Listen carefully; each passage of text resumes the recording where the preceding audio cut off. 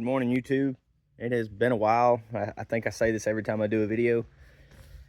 And just to preface, I was going to be doing videos and trying to edit videos and things like that. And I quickly realized that although I'm a big-time motorcycle and riding connoisseur, off-road guy, I do not enjoy messing with the videos other than using my phone. So, quick garage update.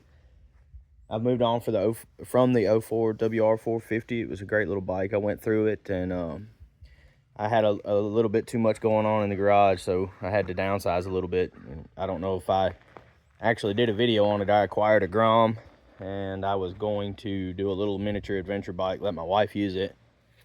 Turns out she has no desire whatsoever to ride anything with two wheels and a clutch, so not sure what we'll do from there. But this is the new edition. I have ridden and owned just about every motorcycle that you can think of. I started out on off-road stuff when I was young, moved on to, I rode crotch rockets, for the lack of a better term, for a long time. My first street bike was actually a VFR 800 Honda, and I put almost 20,000 miles on it in a couple of years while I was in college. I had 3 R1s, had some Harleys.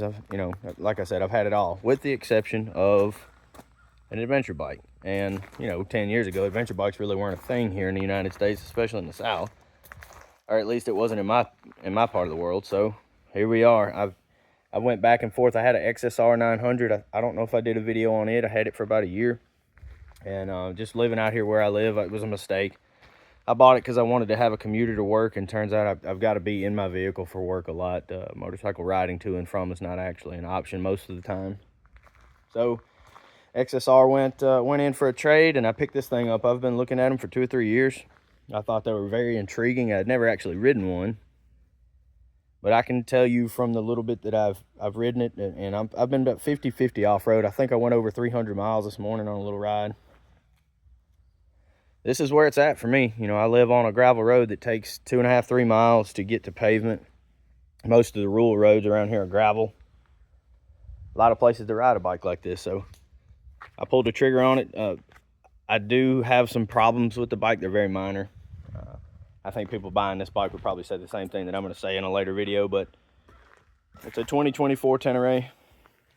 It is now coming up on Thanksgiving of 2024, so I'll see where I get this year and see if I can get it broke in by the end of the year. I think I'll have the service ready, and when I do the first service on it, I'll probably do an update video with my plans for the bike and kind of my initial thoughts of the bike, as far as what I think of it as a whole.